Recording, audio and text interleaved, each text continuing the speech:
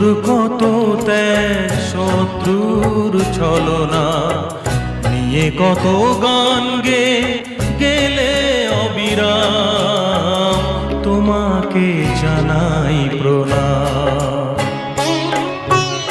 অমর শিল্পী তুমি কিশোর কুমার, তোমাকে জানাই প্রণাম।